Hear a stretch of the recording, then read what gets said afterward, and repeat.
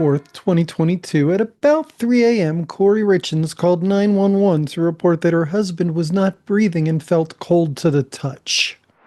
The couple had 3 small children. Following Eric's death, Kouri worked hard to help her children deal with the loss of their father.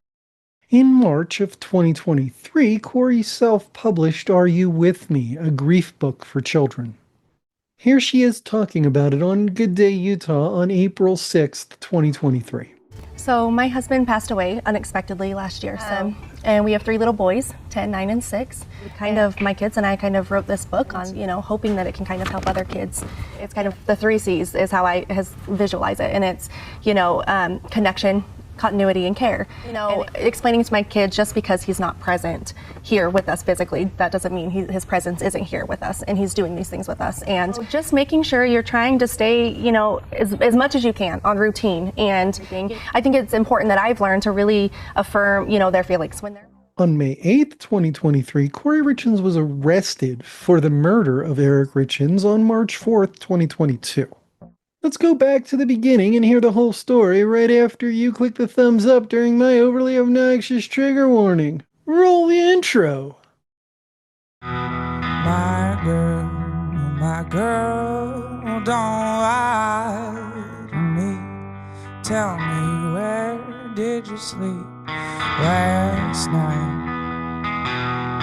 In the pines where the sun don't ever shine. I will shiver the whole night through. My girl, where will you go? I am going where the cold wind blows. In the pines, where the sun don't ever shine. Shiver.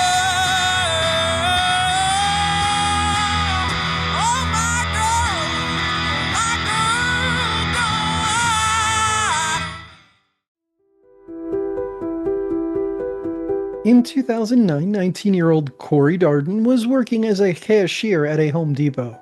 Eric Richins was a 27-year-old regular customer as he was part owner of C&E Stone Masonry. The two began dating, and in 2012, Richins and Darden had a child together. They were married in 2013, at which point Kouri Darden became Kouri Darden Richins.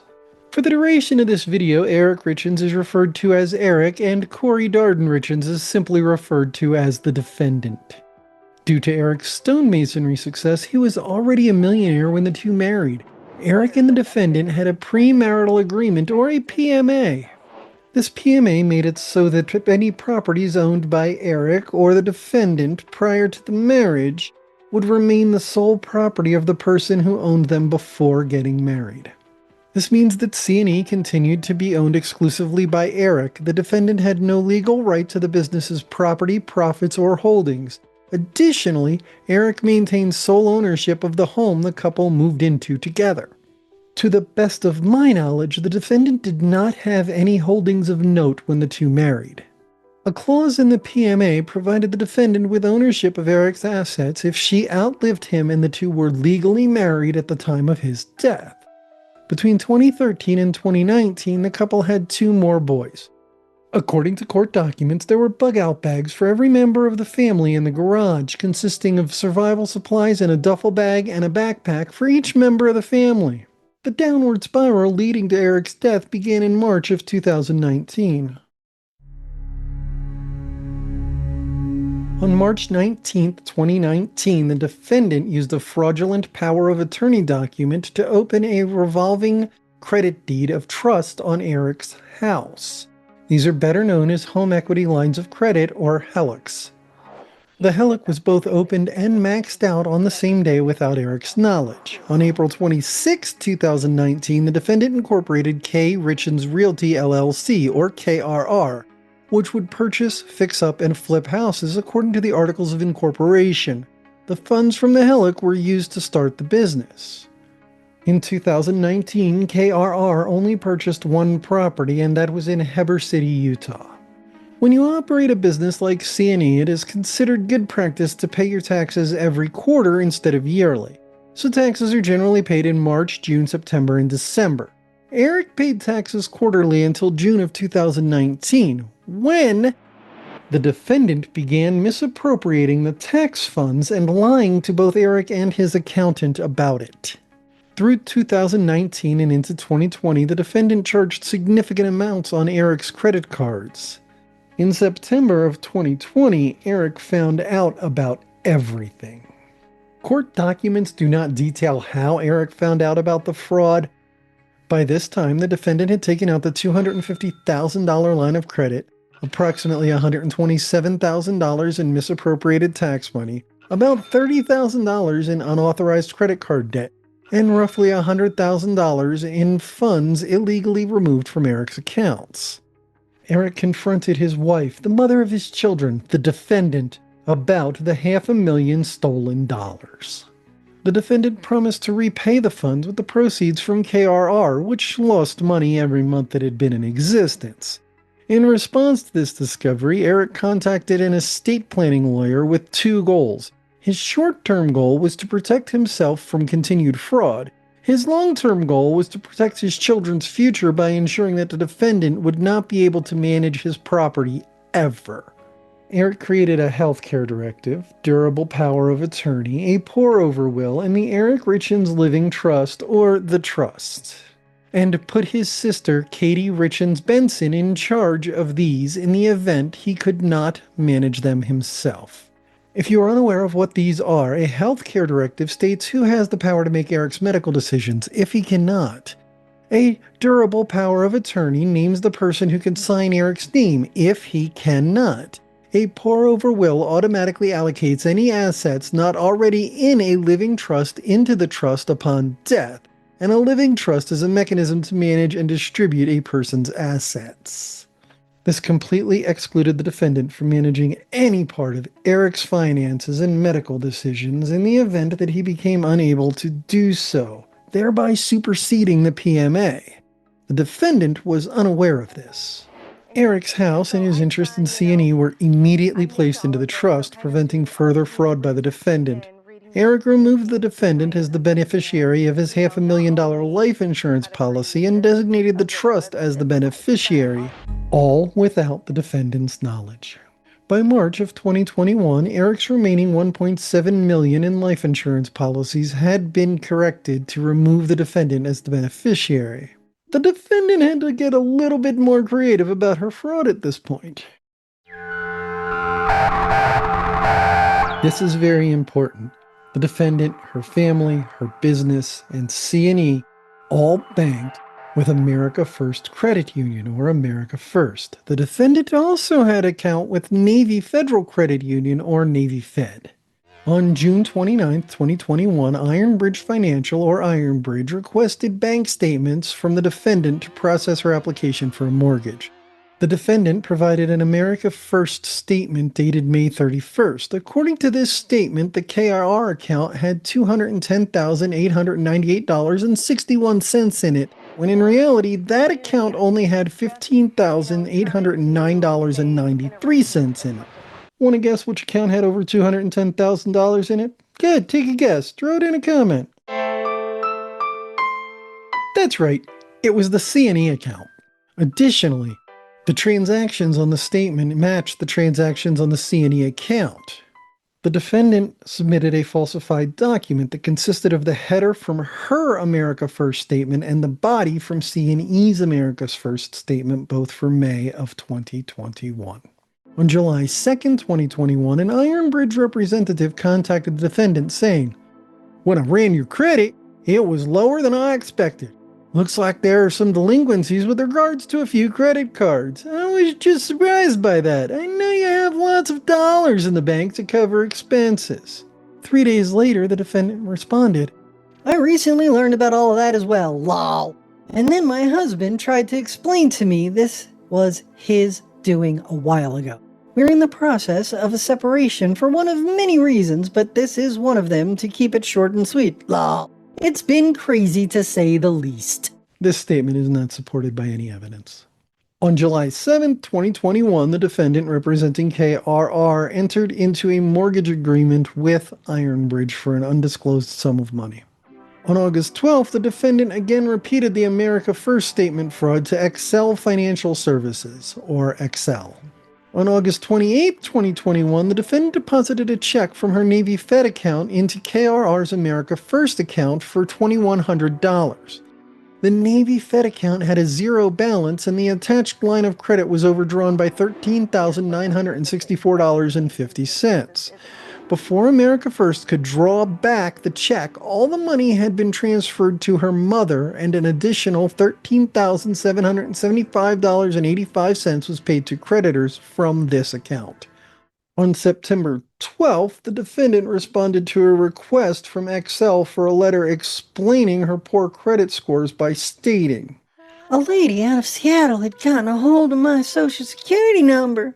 there is no evidence to support this identity theft. On October 12th, the defendant deposited another bad Navy Fed check for $2,500 into KRR's America First account. On October 13th, the defendant again submitted a fraudulent America First statement to Excel. Between November of 2021 and March of 2022, KRR's monthly debt services alone were $250,000, for a total of $1.25 million in debt services. KRR made a whopping $170,000 during this entire period of time. In November and December of 2021, the defendant deposited 5 more bad checks from her Navy Fed account into her America First accounts for a total of $32,000. The Navy Fed account and attached line of credit were overdrawn the entire time. Every time the money was withdrawn and spent before the Navy Fed check could be drawn back. On November 23rd, the defendant repeated her bank statement fraud scheme to Excel. Again. Somehow, by December 23rd, the defendant secured $2.9 million in high-interest debt due in 6 months for KRR, which was used to purchase an unfinished mansion at 106 North Legacy in Midway, Utah. The closing was set for March 4th, 2022. At some point in late 2021, KRR entered into a rent-to-own agreement with the defendant's friend on a property at 299 East 11 South Street in Heber City, Utah. However, the funds provided by the tenant were not used to pay on the property's mortgage and instead funneled to pay on other KRR debts. By December 31st of 2021, KRR was $6.2 million in debt with a negative balance in its account. About this time, the defendant began developing a fatal plot to get out of debt while engaging in more fraud. On January 11, 2022, the defendant's friend wired her $45,000 that was to be used as a down payment on a mortgage that was supposedly set to close 1 week later. Almost $20,000 was used to pay on a high-interest loan that KRR had taken out. By January 19th, the remaining funds were also spent on expenses unrelated to the property. There was never any closing scheduled on January 19th. On January 22nd, the defendant contacted one of her contractors, Hayden Jeffs, and asked if he could procure fentanyl for her. She claimed it was for a client who had pain. Jeffs refused to purchase the substance for her. A short while after that call, the defendant texted Jeffs and asked him to call her again. On that call, she asked if he could procure propofol. He also declined to obtain that. Before the end of January, the defendant contacted one of her cleaning people, Cameron Lauber, and asked if she could procure fentanyl. Lauber agreed. We'll come back to that after just a little bit more fraud. The defendant was forced to enter into an extension agreement on a large portion of KRR's debt on January 26, 2022. The defendant took out a $100,000 True life insurance policy on Eric on January 29th. This policy became active on February 4th. The day after the policy became active, Lauber contacted her friend Nicole Cummins, obtaining Robert Crozier's information. Crozier is a known drug dealer. 5 days later, Lauber contacted Crozier and arranged to purchase fentanyl from him. The deal was completed the next day, and Lauber provided between 15 and 30 fentanyl pills to the defendant on February 11th. On Valentine's Day, the defendant ordered and picked up sandwiches from a local diner for lunch. After consuming a small portion of his, Eric reported not feeling well and slept most of the afternoon. It is believed that the defendant spiked Eric's sandwich with what she believed to be a lethal dose of fentanyl. On February 16th, KRR's extension agreement came due on their debt, and the defendant entered into another one on KRR's behalf that came due on March 8th of 2022. Sometime between February 16th and the 26th, the defendant asked Lauber to procure the Michael Jackson stuff. This is a reference to propofol, which is what Michael Jackson died from. Then the defendant asked Lauber to get stronger fentanyl. On the 26th, Lauber got Crozier's number from Cummins again and proceeded to get more fentanyl pills for the defendant. Do you remember how the defendant started misappropriating C&E's tax funds back in 2019? Well, by February 28th, Eric's tax bill was $190,940.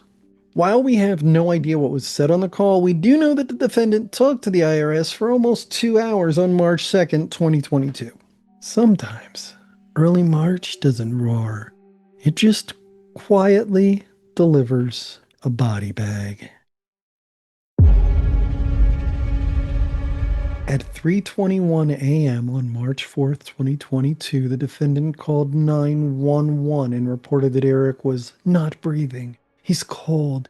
He doesn't have a pulse.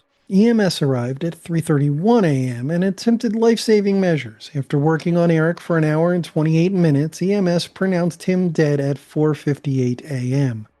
They noted that he'd been dead a while, and they believed he was flatlined the entire time they were working on him. While EMS was working on Eric, the defendant was telling the cops her version of the night's events. The couple had a drink at 9 p.m. to celebrate an upcoming work event. At some point after Eric's death, the defendant journaled Eric and herself went to the kitchen together and both separately started grabbing ingredients for a Moscow Mule and a lemon drop. We finished talking, made our way back to the bedroom, and brushed our teeth. She also told police, We eat THC gummies. Sometimes Eric will eat a gummy before he goes to bed. It didn't seem like he did, though. The coroner's report would later state that Eric died from a fentanyl overdose. The defendant also told police she went to bed with Eric between 9:30 and 9:45, but then almost immediately went to sleep with one of the children as they were having nightmares. She left her cell phone plugged in on the nightstand in the couple's bedroom.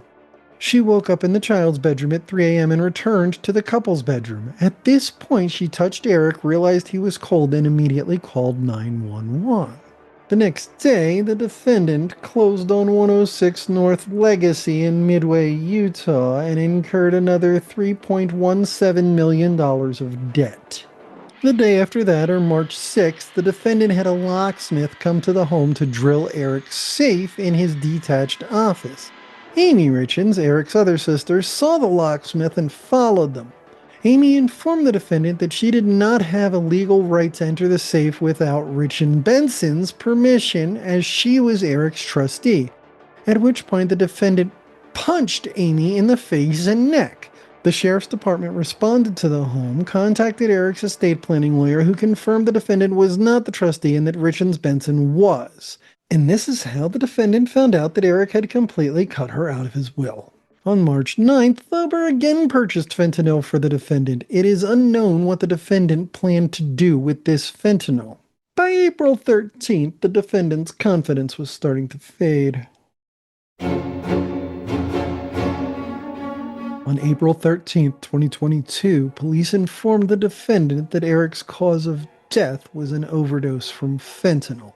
The defendant repeatedly told police that Eric did not use any illicit drugs except THC. She also repeatedly told police that she had no idea where he could have gotten the fentanyl from except the THC gummies.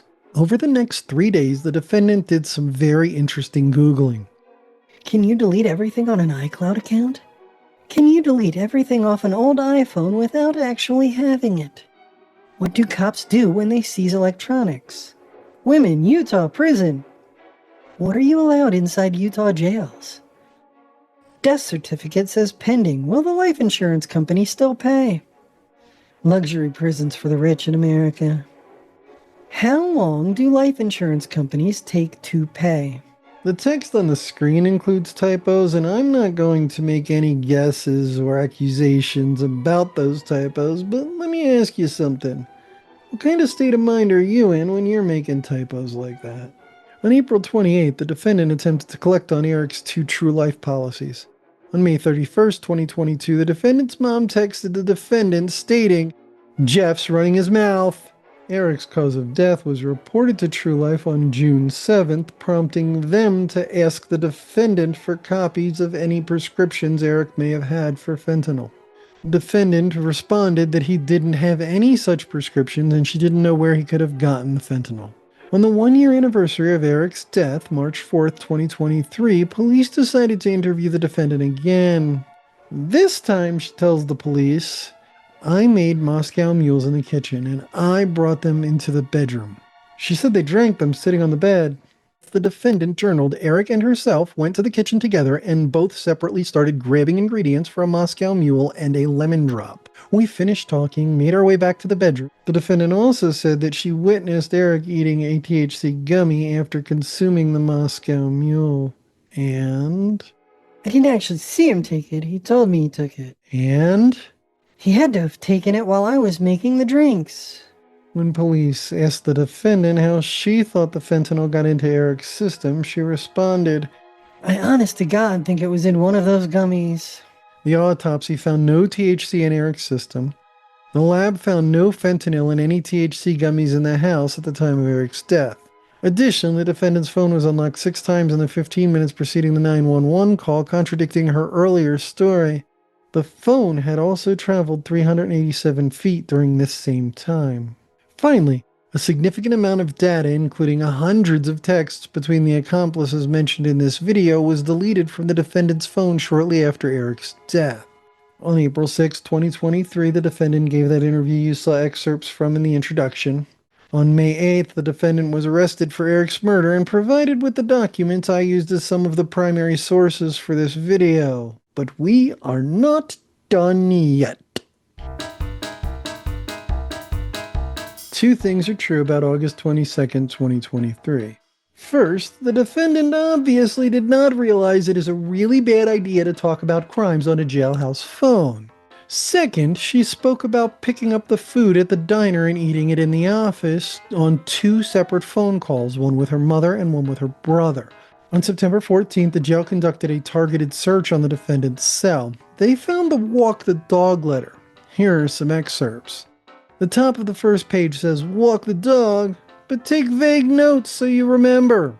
The lawyer wants to link Eric getting drugs and illegible from Mexico, so we need some kind of connection. Ronnie will need to tell the lawyer Eric told Ronnie he gets his pain pills and fentanyl from Mexico. I always said he just gets high every night and won't help take care of the kids. He keeps them in an allergy bottle in his work truck. Eric would put his drugs in Kouri's bag at the airlines. Eric would pull the drugs out of her bag and it would cause a huge fight. Kouri has never done any type of pills. Didn't like them. Rarely would she consume pills. Tell Ronnie, bring me home and then we will get those damn bitches. Text Lotto. Tell him do not text me anything about us doing things together. It doesn't look good. Tell Chelsea to bring up that Eric hasn't been to church in 13 years. Tell Kelsey to say Eric wanted Kouri to go down for him. He would put drugs in her suitcase when we would travel. This is clearly witness tampering. The letter also includes information on painting Eric's sisters as jealous of the defendant, giving them motive for framing her. On September 30th, Jeffs died in a very coincidental motorcycle accident. So at the end of the day, the defendant is facing 30 charges. Do you want to know what those charges are? How bad? Bad enough to click the thumbs up because you've watched almost the entire video? Well, initially the defendant was charged with criminal homicide, aggravated murder, and 3 counts of possession of a controlled substance with intent to distribute. Then in July of 2025, the defendant was charged with 5 counts of mortgage fraud, 5 counts of forgery, 7 counts of issuing a bad check, 7 counts of money laundering, 1 count of communications fraud, and 1 count of showing a pattern of unlawful activity. She is being held without bond while awaiting trial. With all of these charges, the defendant could face life imprisonment, with several additional decades tacked on for good measure. Let's wrap this video up, shall we? So I didn't mention that Kouri Richins is a member in good standing of the LDS Church, or at least she was at the time of her arrest, as was Eric at the time of his murder. I mention that because Keith Vallejo, David McConkey, Tim Ballard, Chad and Lori Daybell, Ruby Frankie, and Jody Hildebrandt, all with one common thread. All members in good standing of the LDS Church. When there is a common thread like that between crimes, it is only fair and logical to take a good close look at that thread and see if it played a part in those crimes. It doesn't take long to figure out that the LDS Church has many members in good standing who use pretty extreme child-rearing techniques, especially since a lot of them make YouTube channels and publish this shit for the whole fucking world to see. I'm gonna read this next paragraph. A quick overview of official LDS teachings reveals that they believe all male members can speak directly with God, that God is directly giving revelations to the church leaders, and that women are second-class citizens in the church.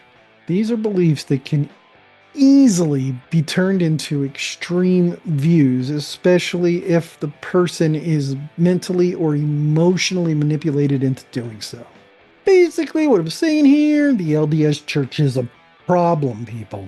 What are your thoughts on all this? Leave a comment and let me know. Don't forget to click the thumbs up and share the video. And remember, as always, super thanks. Channel memberships are super cool. And now I got a jam, so tag, you are it. This PMA made it so that this completely excluded the defendant from managing any part of Eric's housing. There is no identity. The couple had drank. On September 14th, the jail contacted